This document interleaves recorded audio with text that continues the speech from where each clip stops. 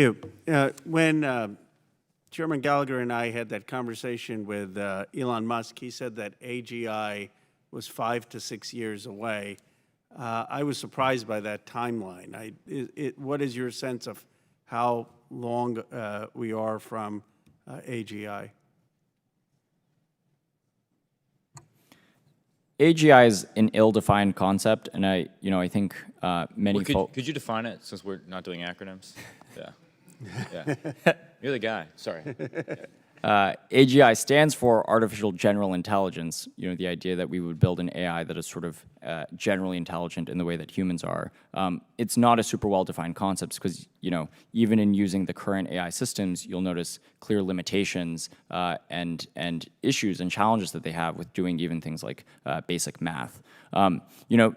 The AGI as a concept is an enticing one that we in Silicon Valley talk about a lot, but I don't think it's very well defined and not something certainly that should meaningfully affect how we think about putting one foot in front of the other for not only economic leadership as well as military leadership. The reality is that the technologies today, large language models, computer vision technology, and other AI systems that are being developed and deployed today have immense bearing on the future of our world, whether that's from an economic perspective or from a military perspective. And that's why I think it's important that we set the foundations today of investing into data, investing in test and evaluation to set up the foundations for long-term success.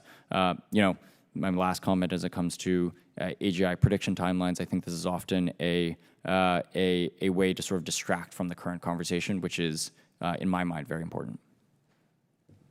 Mr. Kitchen or Dr. Mahmoudin?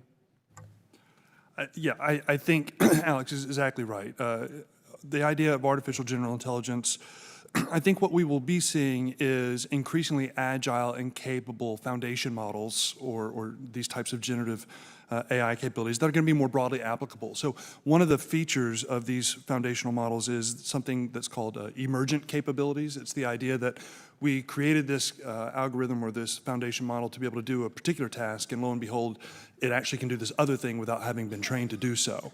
So we're going to see that. That's a common feature.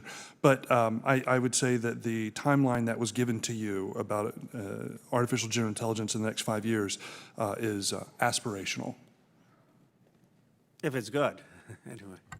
Yeah. Similar to the previous comments, it is aspirational, but what I would add to that is we are headed to that direction. We see, as mentioned, with regards to foundation models, these type of models that can provide tasks that they were not necessarily trained on, but they can generalize to some extent.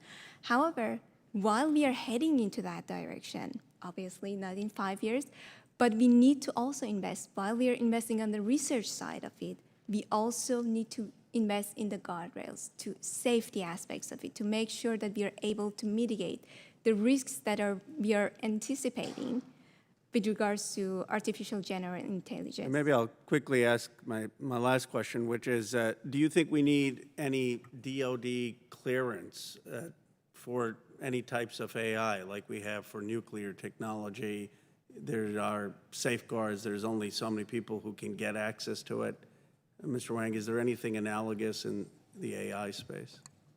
So as we think towards military AI systems, so much of the next generation of capabilities are going to need to be built and trained on top of already classified data. So there's already an existing sort of structure and regime to protect any models that are trained on classified data, whether it's at the secret or top secret or even beyond level, to ensure that those capabilities sort of stay limited to certain audiences and stay controlled. I don't know if we need to build even more on that, but I think that it's certainly true that most of the exquisite capabilities that the DoD looks to build are likely to be developed at the secret or top secret level.